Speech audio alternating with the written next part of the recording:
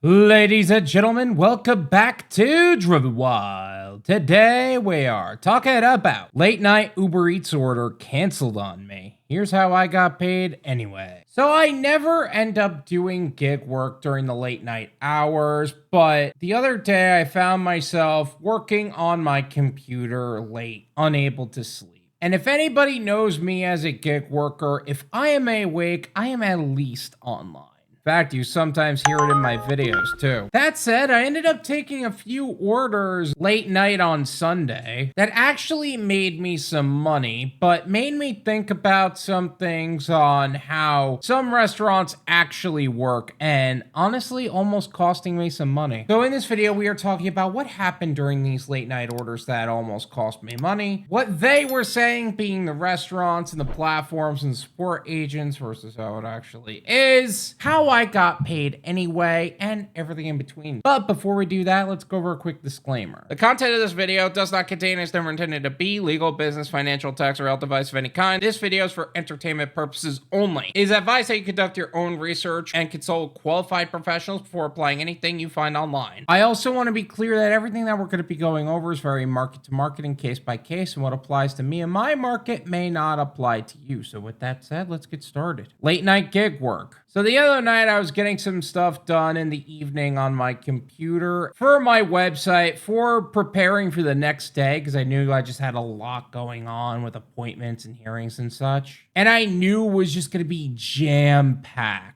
Emails, documents to send to attorneys, and just other stuff I need to get done for drivenwild.com, as well as other things that I am working on in the background. So I was preparing for that with getting a checklist together, etc. That said, about 11:30 last night, I ended up getting a decent order from McDonald's for $11.85. And while I wouldn't normally go out that late, especially to McDonald's, this area didn't have an insane drive-through problem that most McDonald's and fast food places do. And frankly, I had a lot of energy and I wasn't gonna sleep normally unless I worked some of that off. So I took the order, got in my car, and it was actually pretty simple. Because the lobby was closed, I ended up going through the drive-thru and discovering that Uber Eats has a new verification system for McDonald's orders, and it has been that long since I have done a McDonald's order for Uber Eats. That said, I left the McDonald's, dropped off the order at a home that I used to drop off to quite often when I was still picking up First Watch orders, and it was pretty easy to find. Why don't I take First Watch orders anymore? I actually made a video talking about the last incident that I had with them. The link to that is going to be in the description. Feel free to check that out. The canceled order itself. I was on my way back and got another order from Wingstop, which I didn't realize was open past midnight, but I'm also not surprised. Regardless, I went over there and there it was, clear as day, open past midnight, and the hours were posted to close at 1 a.m. almost every night. That said, what I noticed was interesting. They had a garbage can right in front of the door, like somebody was going to take it out, but forgot something inside, so they ran back in, you know what I'm saying?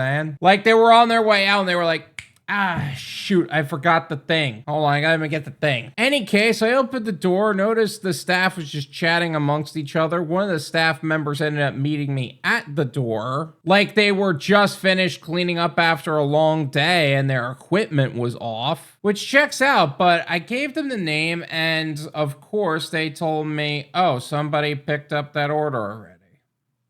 Shocker. That said, what was curious to me wasn't the restaurant staff chatting amongst themselves and cleaning up after a long day, but it seemed like they were pretty much done cleaning up. Like almost everything was turned off. They looked like they were ready to leave and just make their like final like things for the night. And they looked mentally checked out, like they were pretty much done for the day and that's the end of it. Like, are some of these staff members not doing the work anymore for that night, even though they're still open? So they're just saying that the order was picked up instead of actually preparing it. I've seen that happen before. And it's not even just when it's closing. I have seen places just choose not to make an order simply because it was from DoorDash or Uber Eats. In fact, I've even had stories on this channel about that specifically, to where they have to panic make the food when they realized it was a mobile order, which makes perfect sense, but I can't expect the wrong people to do the right thing, so I proceeded to contact support to have the order canceled. Dealing with support. Dealing with support is always annoying for these platforms, but I was especially tired at this point. Like, the wind was taken out of my sails, the energy I once had is basically gone. And now I'm at the point of just wanting to get the work done and go. I went from, I'm getting a lot done today and making money, to, oh, I guess we're done today. Uber support, of course, doesn't take calls until you deal with their little chatbot system and say something else enough times to allow you to call Uber. Finally, I get someone on the phone, get an agent, explain to them the situation. They have the order canceled and say that they can't give me the cancellation fee. Now, at this point, I've dealt with support enough times and just accepted that this is just their scripted nonsense and took it in stride. I just immediately asked for their supervisor. It took very little time to make my point to just put them on the line. They went through a little bit of a spiel and gave me my cancellation fee, which I was pretty happy about that. But I gotta say, I think it's so funny how they always claim it's a one-time courtesy. That one-time courtesy, on the other hand, has been pretty consistent, I'll tell you what. Final thoughts. Look, when it comes to making money on Uber Eats, or really on any platform, don't learn from the platform itself, and especially don't learn from support agents. Learn from other gig workers who are doing the work with you, who are on the grind with you. I make these videos and other social media posts talking about this stuff all the time. And not only that, I started another channel, the Gone Wild Clips and Podcast, where I take the live streams that Bud Soda and I hold on Thursday nights at 9 p.m. Eastern Standard Time, and I cut them down to more digestible clips and have them posted there. And even if you don't want to follow me, because clearly I'm just some mouthy little shit online with obviously wrong opinions in your mind, and you would rather listen to effectively anyone else but me, there are a ton of gig-tubers and content creators out there. So watch their content and learn from them so you don't get screwed by companies and restaurants that just want to get one over on you and let them cost you money. Learn from those who have walked the path before you, not from those who would benefit from you walking their path. Once again, thank you guys so much for watching. I really appreciate it. Make sure you hit the like, subscribe, and also check out my Patreon for exclusive clips that I cannot post on YouTube, full-length live stream replays, and other membership perks for self-employed individuals who want to grow and scale their business. Once again, thank you so much for watching, and until next time.